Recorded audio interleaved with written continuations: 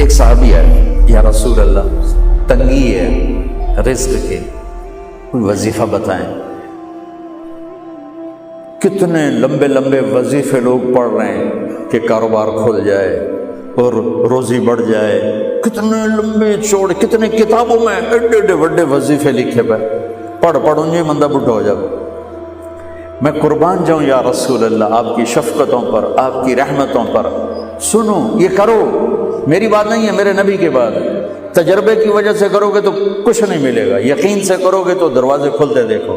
کہ یا رسول اللہ اريد ان يوسع علی رزقی، میں چاہتا ہوں میری روزی کھل جائے۔ تو آپ نے کہا ادم علی الطہارہ یوسع علیک رزقک، تو باوضو رہا کر تیرا رزق کھل جائے۔ کوئی زور لگتا ہے وضو؟ تمہارے یہاں تو سردی ہوتی ہی کوئی نہیں کہ بھئی ٹھنڈا پانی ہے کیسے وضو، یہ تو ہمارے لیے مسئلہ ہے کہ بھئی ٹھنڈا پانی ہے کیسے وضو کرو۔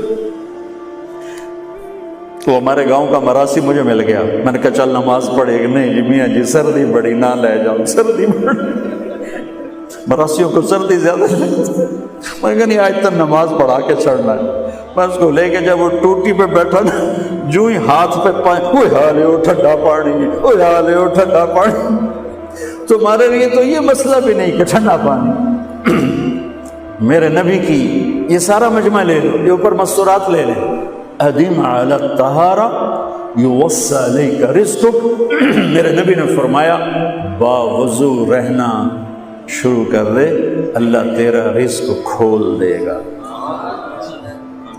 ابھی اللہ رسول کی آپس کی بات ہے تو میری بات ہوتی تو دیوار پہ مار دو، تجربہ کرو۔ نبی کی بات کو تجربہ کر کے نہیں کرتے، یقین کے ساتھ کرتے ہیں۔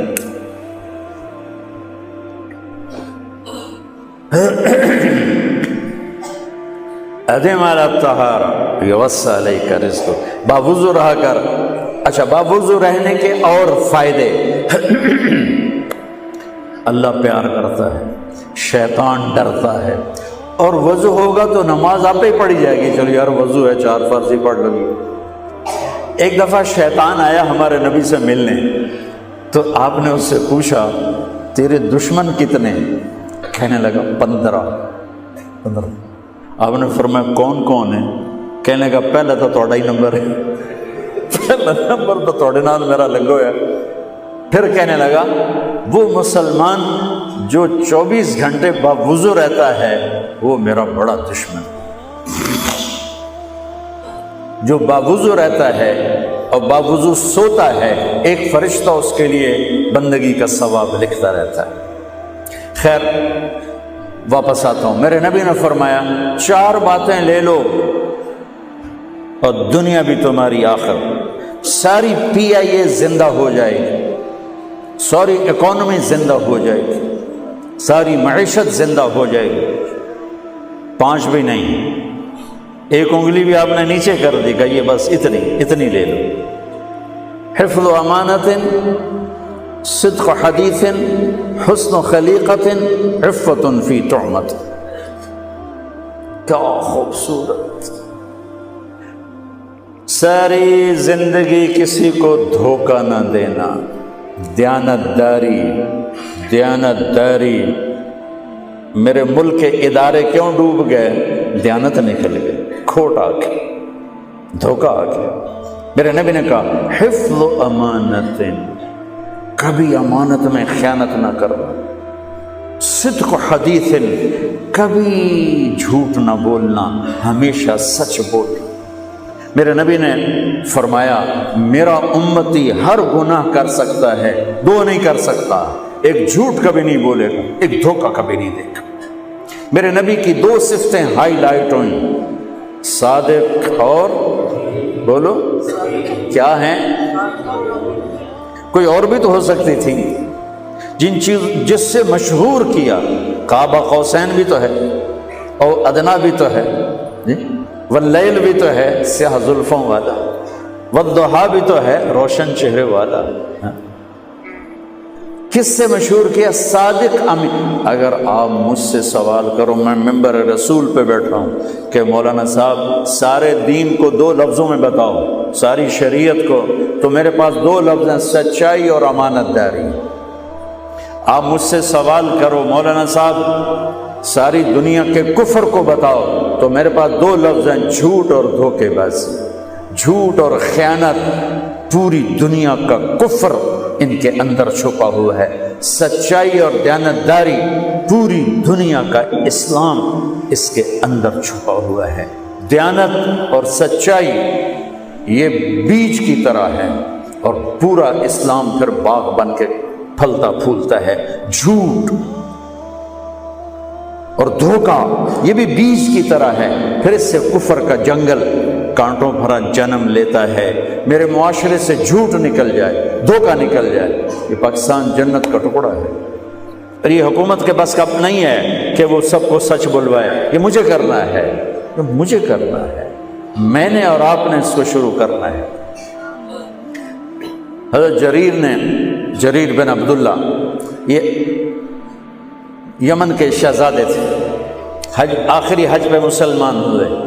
اپنے نوکر سے فرمایا گھوڑا خرید کے لا، میں پیسے یہاں پیمنٹ کروں گا۔ وہ منڈی میں گیا، 300 روپے کا گھوڑا لے کر آیا۔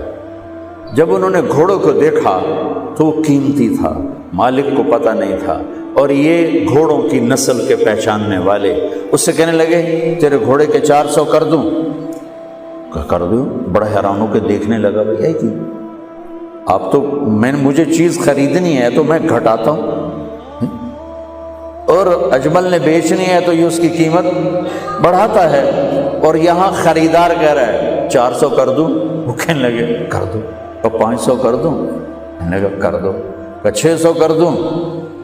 وہ تھوڑا تھوڑا گھبرانے لگا، بھائی یہ چکر کی ہے۔ 700 کر دوں؟ 800 کر دوں؟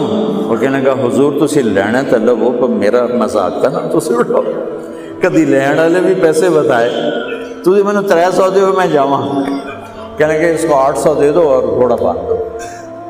وہ حیران خوشی سے چھلانگے مارتا ہوا گیا۔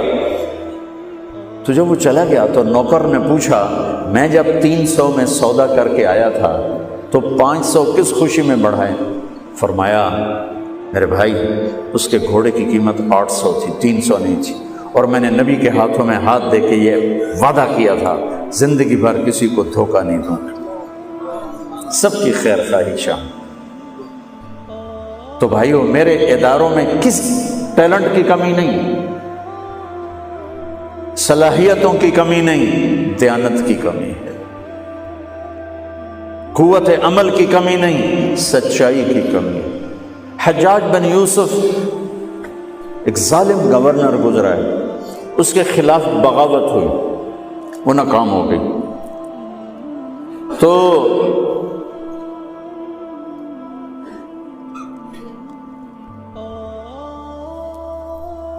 کوفہ میں ایک بزرگ رہتے تھے، ان کے بیٹے اس بغاوت میں شریک تھے۔ وہ چھپتے چھپاتے کئی سال کے بعد واپس آتے، ابن خراش ان کا نام تھا۔ ان کی سچائی مشہور تھی کہ ابن خراش جھوٹ نہیں بولتا۔ حجاج کو پتہ چل گیا CID سے کہ آ گئے، تو اس نے کہا آج ابن خراش کا امتحان ہوگا۔ اس کو کھانے پہ بلایا، عنوان ہی نہیں بنایا تفتیش کا، کھانے پہ بلایا اور کھانا شروع ہو گیا۔